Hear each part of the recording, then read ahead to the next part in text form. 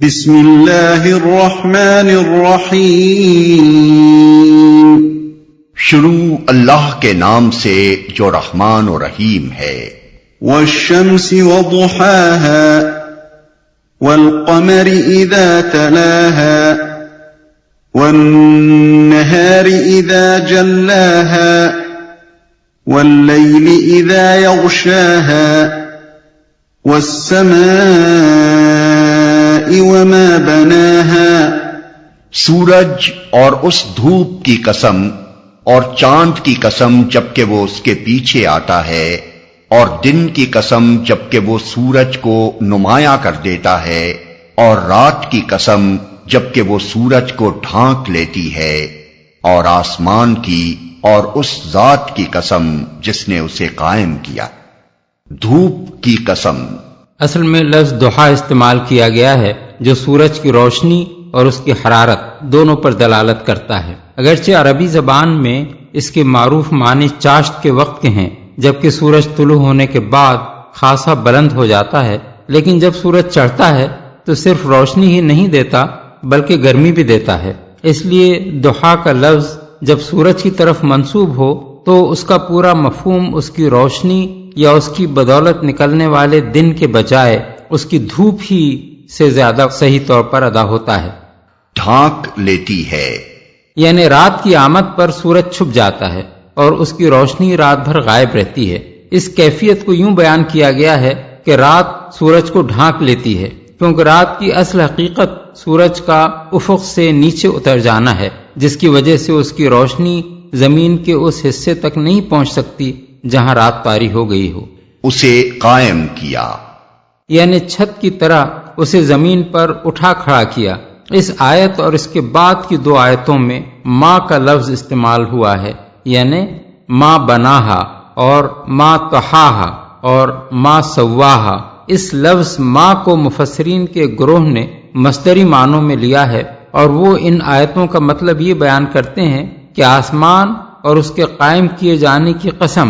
زمین اور اس کے بچھائے جانے کی قسم، اور نفس اور اس کے ہموار کیے جانے کی قسم۔ لیکن یہ معنی اس لیے درست نہیں ہے کہ ان تین فقروں کے بعد یہ فقرہ کہ پھر اس کی بدی اور اس کی پرہیزگاری اس پر الہام کر دی، اس سلسلہ کلام کے ساتھ ٹھیک نہیں بیٹھتا۔ دوسرے مفسرین نے یہاں ماں کو من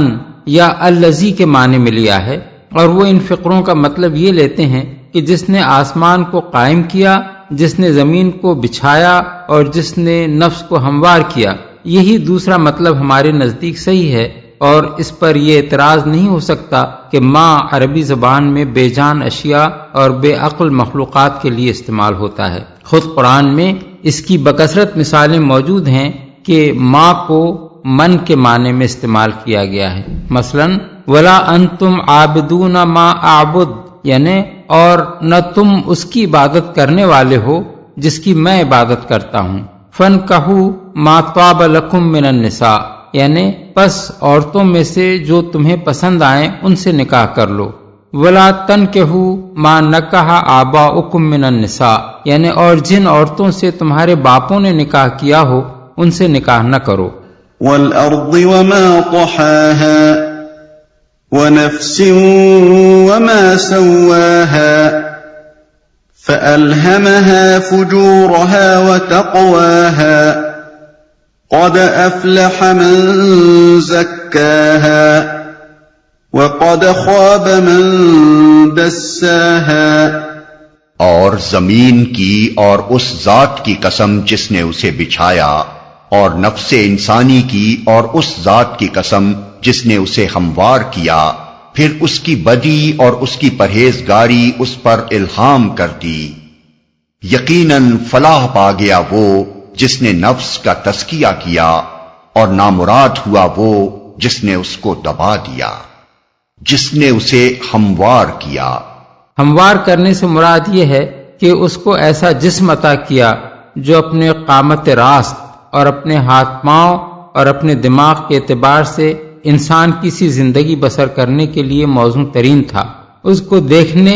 سننے، چھونے، چکھنے اور سونگنے کے ایسے حواس عطا کیے جو اپنے تناسب اور اپنی خصوصیات کی بنا پر اس کے لیے بہترین ذریعہ علم بن سکتے تھے۔ اس کو قوت عقل و فکر، قوت استدلال و استنباط، قوت خیال، قوت حافظہ، قوت تمیز، قوت فیصلہ، قوت ارادی اور دوسری ایسی ذہنی قوتیں عطا کیں جن کی بدولت وہ دنیا میں اس کام کے قابل ہوا جو انسان کے کرنے کا ہے۔ اس کے علاوہ ہموار کرنے میں یہ مفہوم بھی شامل ہے کہ اسے پیدائشی گناہگار اور جبلی بدماش بنا کر نہیں بلکہ راست اور سیدھی فطرت پہ پیدا کیا، اور اس کی ساخت میں کوئی خلقی کجی نہیں رکھ دی کہ وہ سیدھی راہ اختیار کرنا چاہے بھی تو نہ کر سکے۔ یہی بات ہے جسے سورہ روم میں بئیں الفاظ بیان کیا گیا ہے کہ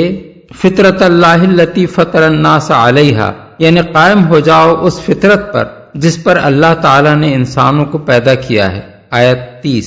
اور اسی بات کو نبی صلی اللہ علیہ وسلم نے ایک حدیث میں یوں بیان فرمایا ہے کہ کوئی بچہ ایسا نہیں ہے جو فطرت کے سوا کسی اور چیز پر پیدا ہوتا ہو، پھر اس کے ماں باپ اسے یہودی یا نصرانی یا مجوسی بنا دیتے ہیں۔ یہ ایسا ہی ہے جیسے جانور کے پیٹ سے پورا کا پورا صحیح و سالم بچہ پیدا ہوتا ہے، کیا تم ان میں کسی کا کان کٹا ہوا پاتے ہو؟ بحوالہ بخاری و مسلم۔ یعنی یہ مشرکین ہیں جو بعد میں اپنے اوہام جاہلیت کی بنا پر جانوروں کے کان کاٹتے ہیں، ورنہ خدا کسی جانور کو ماں کے پیٹ سے کٹے ہوئے کان لے کر پیدا نہیں کرتا۔ ایک اور حدیث میں حضور کا ارشاد ہے، میرا رب فرماتا ہے کہ میں نے اپنے تمام بندوں کو حنیف یعنی صحیح الفطرت پیدا کیا تھا، پھر شیاطین نے آ کر ان کو ان کے دین یعنی ان کے فطری دین سے گمراہ کر دیا اور ان پر وہ چیزیں حرام کر دیں جو میں نے ان کے لیے حلال کی تھیں، اور ان کو حکم دیا کہ میرے ساتھ ان کو شریک کریں جن کے شریک ہونے پر میں نے کوئی دلیل نازل نہیں کی۔ بحوالہ مسند احمد۔ مسلم نے بھی اس سے ملتے جلتے الفاظ میں حضور کا یہ ارشاد نقل کیا ہے، الہام کر دی۔ الہام کا لفظ لہم سے ہے جس کے معنی نگلنے کے ہیں۔ لہم الشیء والتہمہ کے معنی ہے فلاں شخص نے اس چیز کو نگل لیا، اور الہمتہ الشیء کے معنی ہے میں نے فلاں چیز اس کو نگلوا دی یا اس کے حلق میں اتار دی۔ اسی بنیادی مفہوم کے لحاظ سے الہام کا لفظ اصطلاحاً اللہ تعالی کی طرف سے کسی تصور یا کسی خیال کو غیر شعوری طور پر بندے کے دل و دماغ میں اتار دینے کے لیے استعمال ہوتا ہے۔ نفس انسانی پر اس کی بدی اور اس کی نیکیوں پر پرہیزگاری الہام کر دینے کے دو مطلب ہیں۔ ایک یہ کہ اس کے اندر خالق نے نیکی اور بدی دونوں کے رجحانات و میلانات رکھ دیے ہیں، اور یہ وہ چیز ہے جس کو ہر شخص اپنے اندر محسوس کرتا ہے۔ دوسرا مطلب یہ ہے کہ ہر انسان کے لاشعور میں اللہ تعالیٰ نے یہ تصورات ودیعت کر دیے ہیں کہ اخلاق میں کوئی چیز بھلائی ہے اور کوئی چیز برائی، اچھے اخلاق و اعمال اور برے اخلاق و اعمال یکساں نہیں ہیں، فجور یعنی بد کرداری ایک قبیح چیز ہے اور تقوی یعنی برائیوں سے اجتناب ایک اچھی چیز۔ یہ تصورات انسان کے لیے اجنبی نہیں ہیں بلکہ اس کی فطرت ان سے آشنا ہے، اور خالق نے برے اور بھلے کی تمیز پیدائشی طور پر اس کو عطا کر دی ہے۔ یہی بات سورہ بلد میں فرمائی گئی ہے کہ وَهَدَيْنَاهُ النَّجْدَيْنِ، یعنی اور ہم نے اس کو خیر و شر کے دونوں نمایاں راستے دکھا دیے، آیت 10۔ اسی کو سورہ دہر میں یوں بیان کیا گیا ہے، اِنَّا هَدَيْنَاهُ السَّبِيلَ إِمَّا شَاكِرًا وَإِمَّا كَفُورًا، ہم نے اس کو راستہ دکھا دیا خواہ شاکر بن کر رہے یا کافر، آیت 3۔ اور اسی بات کو سورہ قیامہ میں اس طرح بیان کیا گیا ہے کہ انسان کے اندر ایک نفس لوامہ یعنی ضمیر موجود ہے جو برائی کرنے پر اسے ملامت کرتا ہے، آیت 2۔ اور ہر انسان خواہ کتنی ہی معذرتیں پیش کرے مگر وہ اپنے آپ کو خوب جانتا ہے کہ وہ کیا ہے، آیات 14 اور 15۔ اس جگہ یہ بات بھی اچھی طرح سمجھ لینی چاہیے کہ فطری الہام اللہ تعالیٰ نے ہر مخلوق پر اس کی حیثیت اور نوعیت کے لحاظ سے کیا ہے، جیسے کہ سورہ طٰہٰ میں ارشاد ہوا ہے کہ الذی اعطی کل شیء خلقہ ثم ھدی، یعنی جس نے ہر چیز کو اس کی ساخت عطا کی پھر راہ دکھائی، آیت 50۔ مثلا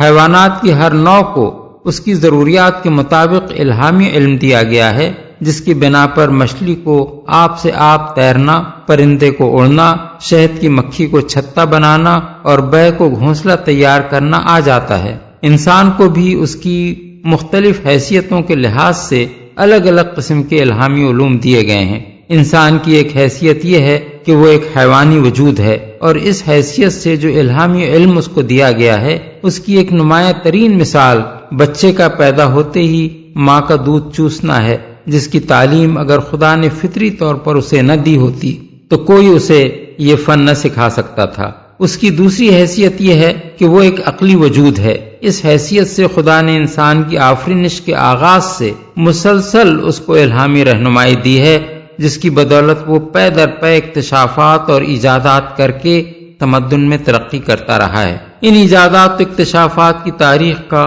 جو شخص بھی مطالعہ کرے گا وہ محسوس کرے گا کہ ان میں سے شاید ہی کوئی ایسی ہو جو محض انسانی فکر و کاوش کا نتیجہ ہو، ورنہ ہر ایک کی ابتدا اسی طرح ہوئی ہے کہ یکایک کسی شخص کے ذہن میں ایک بات آ گئی اور اس کی بدولت اس نے کسی چیز کا اکتشاف کیا یا کوئی چیز ایجاد کر لی۔ ان دونوں حیثیتوں کے علاوہ انسان کی ایک اور حیثیت یہ ہے کہ وہ ایک اخلاقی وجود ہے، اور اس حیثیت سے بھی اللہ تعالیٰ نے اسے خیر و شر کا امتیاز اور خیر کے خیر اور شر کے شر ہونے کا احساس الہامی طور پر عطا کیا ہے۔ یہ امتیاز و احساس ایک عالمگیر حقیقت ہے جس کی بنا پر دنیا میں کبھی کوئی انسانی معاشرہ خیر و شر کے تصورات سے خالی نہیں رہا ہے، اور کوئی ایسا معاشرہ نہ تاریخ میں کبھی پایا گیا ہے نہ اب پایا جاتا ہے جس کے نظام میں بھلائی اور برائی پر جزا اور سزا کی کوئی نہ کوئی صورت اختیار نہ کی گئی ہو۔ اس چیز کا ہر زمانے،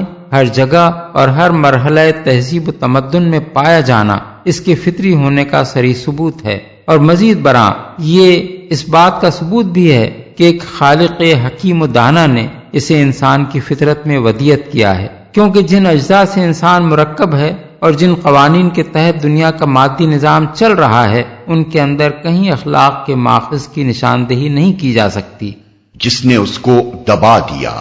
یہ ہے وہ بات جس پر ان چیزوں کی قسم کھائی گئی ہے جو اوپر کی آیات میں مذکور ہوئی ہیں۔ اب غور کیجئے کہ وہ چیزیں اس پر کس طرح دلالت کرتی ہیں۔ قرآن میں اللہ تعالیٰ کا قاعدہ یہ ہے کہ جن حقائق کو وہ انسان کے ذہن نشین کرانا چاہتا ہے ان کی شہادت میں وہ سامنے کی چند ایسی نمایاں ترین چیزوں کو پیش کرتا ہے جو ہر آدمی کو اپنے گرد و پیش کی دنیا میں یا خود اپنے وجود میں نظر آتی ہیں۔ اسی قاعدے کے مطابق یہاں دو چیزوں کو ایک دوسرے کے مقابلے میں پیش کیا گیا ہے جو ایک دوسرے سے متضاد ہیں، اس لیے ان کے آثار اور نتائج بھی یکساں نہیں ہیں بلکہ لازماً ایک دوسرے سے مختلف ہیں۔ ایک طرف سورج ہے اور دوسری طرف چاند۔ سورج کی روشنی نہایت تیز ہے، اس میں گرمی بھی ہے، اس کے مقابلے میں چاند اپنی کوئی روشنی نہیں رکھتا۔ سورج کی موجودگی میں وہ آسمان پر موجود بھی ہو تو بے نور ہوتا ہے، وہ اس وقت چمکتا ہے جب سورج چھپ جائے، اور اس وقت بھی اس کی روشنی نہ اتنی تیز ہوتی ہے کہ رات کو دن بنا دے، نہ اس میں کوئی گرمی ہوتی ہے کہ وہ کام کر سکے جو سورج کی گرمی کرتی ہے۔ لیکن اس کے اپنے کچھ اثرات ہیں جو سورج کے اثرات سے بالکل مختلف ہوتے ہیں۔ اسی طرح ایک طرف دن ہے اور دوسری طرف رات، دونوں ایک دوسرے کی ضد ہیں۔ دونوں کے اثرات اور نتائج باہم اس قدر مختلف ہیں کہ کوئی ان کو یکساں نہیں کہہ سکتا، حتیٰ کہ ایک بے وقوف سے بے وقوف آدمی کے لیے بھی یہ کہنا ممکن نہیں ہے کہ رات ہوئی تو کیا اور دن ہوا تو کیا، کسی سے کوئی فرق نہیں پڑتا۔ اسی طرح ایک طرف آسمان ہے جسے خالق نے بلند اٹھایا ہے، اور دوسری طرف زمین ہے جسے پیدا کرنے والے نے آسمان کے نیچے فرش کی طرح بچھا دیا ہے۔ دونوں اگرچہ ایک ہی کائنات اور اس کے نظام اور اس کی مصلحتوں کی خدمت کر رہے ہیں، لیکن دونوں کے کام اور ان کے اثرات و نتائج میں زمین و آسمان کا فرق ہے۔ ان آفاقی شہادتوں کو پیش کرنے کے بعد خود انسان کے اپنے نفس کو لیا گیا ہے اور بتایا گیا ہے کہ اسے اعضاء اور حواس اور ذہنی قوتوں کے متناسب امتزاج سے ہموار کر کے خالق نے اس کے اندر بھلائی اور برائی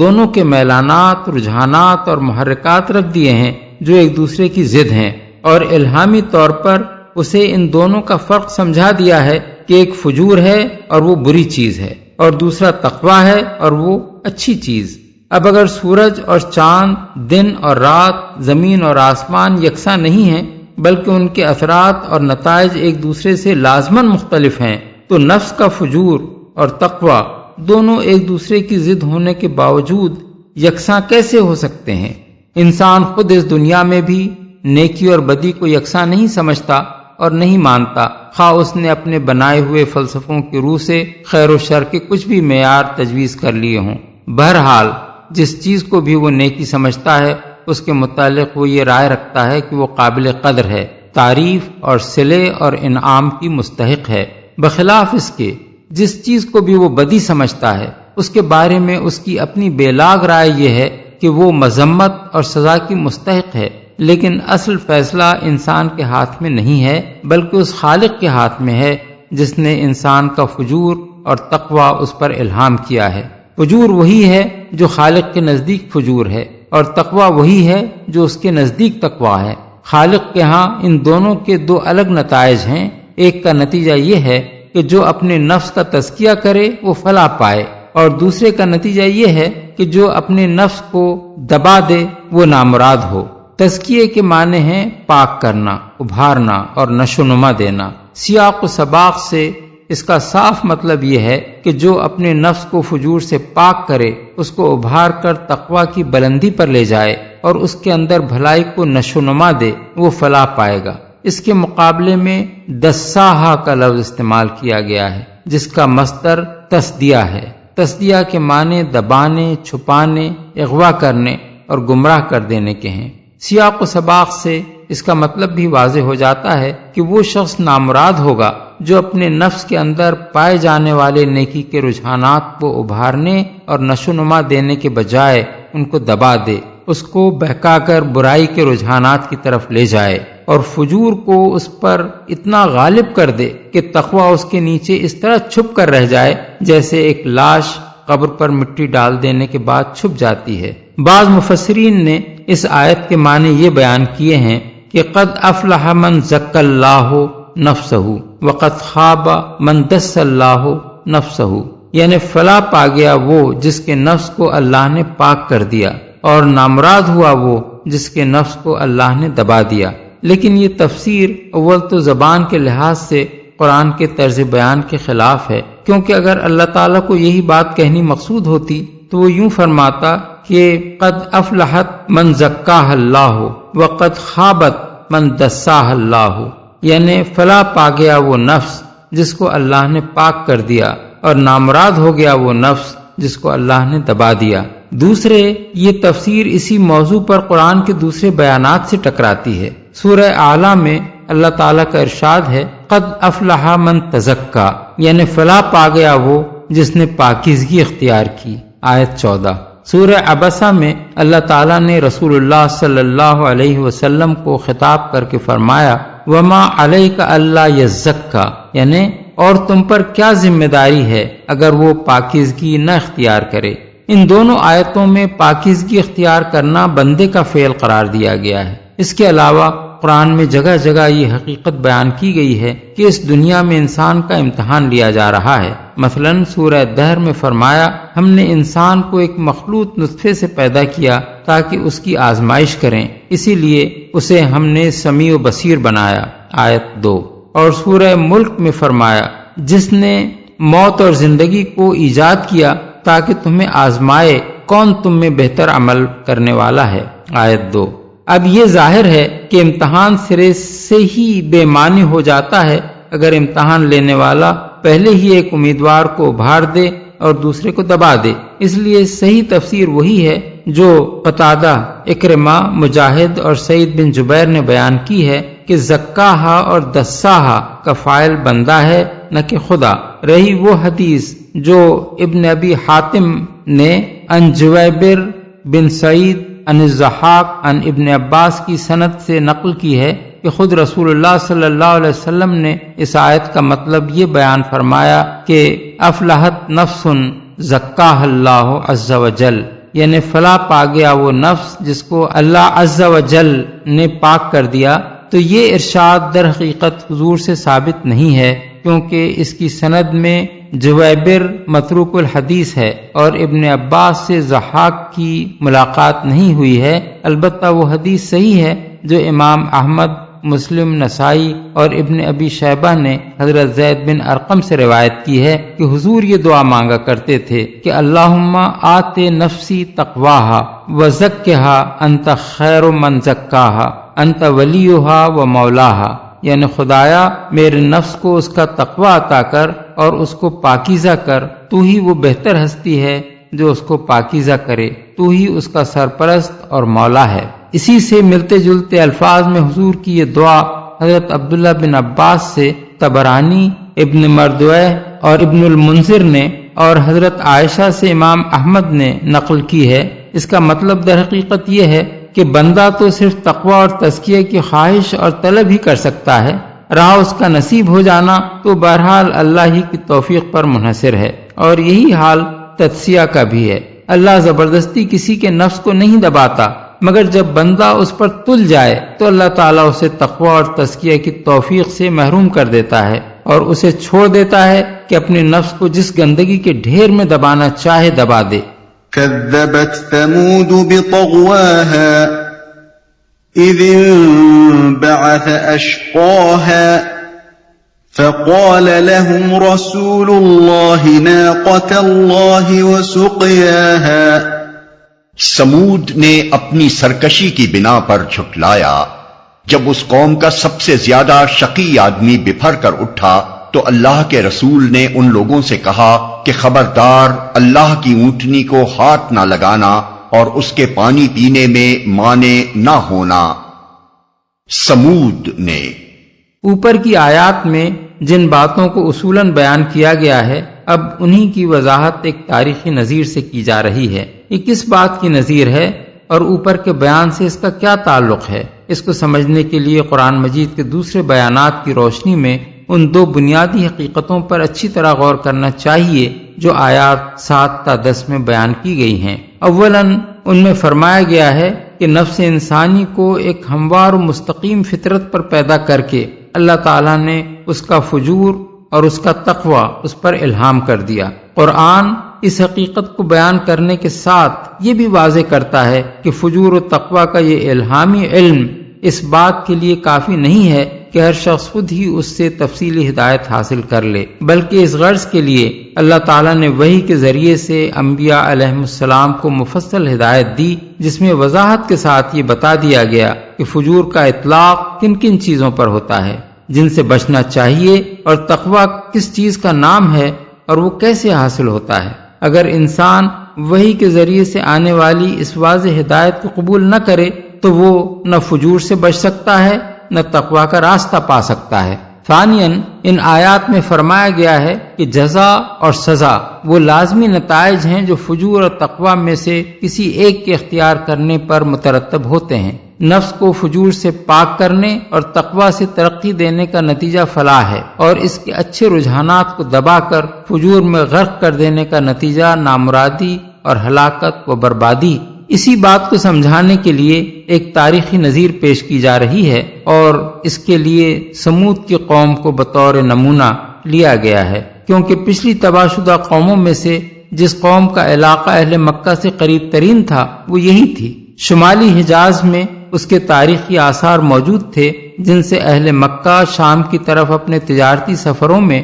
ہمیشہ گزرتے رہتے تھے، اور جاہلیت کے اشعار میں جس طرح اس قوم کا ذکر کثرت سے آیا ہے، اس سے معلوم ہوتا ہے کہ اہل عرب میں اس کی تباہی کا چرچا عام تھا۔ جھٹلایا یعنی حضرت صالح علیہ السلام کی نبوت کو جھٹلا دیا جو ان کی ہدایت کے لیے بھیجے گئے تھے، اور اس جھٹلانے کی وجہ ان کی یہ سرکشی تھی کہ وہ اس فجور کو چھوڑنے کے لیے تیار نہ تھے جس میں وہ مبتلا ہو چکے تھے، اور اس تقوی کو قبول کرنا انہیں گوارا نہ تھا جس کی طرف حضرت صالح انہیں دعوت دے رہے تھے۔ اس کی تفصیل کے لیے ملاحظہ ہو سورہ الاعراف آیات 73 تا 76، سورہ ہود آیات 61 اور 62، سورہ الشعراء آیات 141 تا 153، سورہ النمل آیات 45 تا 49، سورہ القمر آیات 23 تا 25۔ مانے نہ ہونا۔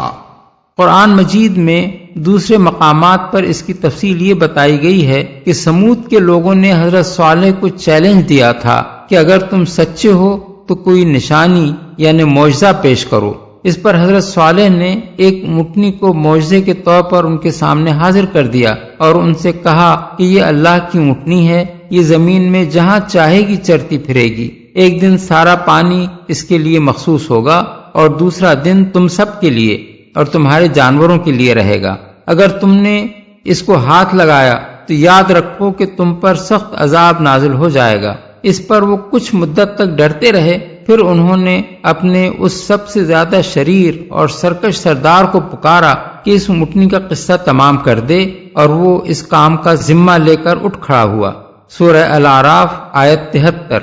سورہ الشعراء آیات 154 تا 156، سورہ القمر آیت 29۔ فَكَذَّبُوهُ فَعَقَرُوهَا فَدَمْدَمَ عَلَيْهِمْ رَبُّهُم بِذَنبِهِمْ فَسَوَّاهَا وَلَا يَخَافُ عُقْبَاهَا، مگر انہوں نے اس کی بات کو جھوٹا قرار دیا اور اونٹنی کو مار ڈالا۔ آخر کار ان کے گناہ کی پاداش میں ان کے رب نے ان پر ایسی آفت توڑی کہ ایک ساتھ سب کو پیوند خاک کر دیا، اور اسے اپنے اس فعل کے کسی برے نتیجے کا کوئی خوف نہیں ہے۔ اونٹنی کو مار ڈالا۔ سورہ آراف میں ہے کہ اونٹنی کو مارنے کے بعد سمود کے لوگوں نے حضرت صالح سے کہا اب لے آؤ وہ عذاب جس سے تم ہمیں ڈراتے تھے، آیت 77۔ اور سورہ ہود میں ہے کہ حضرت صالح نے ان سے کہا 3 دن اپنے گھروں میں اور مزے کر لو، اس کے بعد عذاب آ جائے گا، اور یہ ایسی تنبیہ ہے جو جھوٹی ثابت نہ ہوگی، آیت 65۔ کوئی خوف نہیں ہے، یعنی اللہ دنیا کے بادشاہوں اور یہاں کی حکومتوں کے فرما رواؤں کی طرح نہیں ہے کہ وہ کسی قوم کے خلاف کوئی قدم اٹھانے کے وقت یہ سوچنے پر مجبور ہوتے ہیں کہ اس اقدام کے نتائج کیا ہوں گے۔ اس کا اقتدار سب سے بالاتر ہے، اسے اس امر کا کوئی اندیشہ نہیں تھا کہ سمود کی حامی کوئی ایسی طاقت ہے جو اس سے بدلہ لینے کے لیے آئے گی۔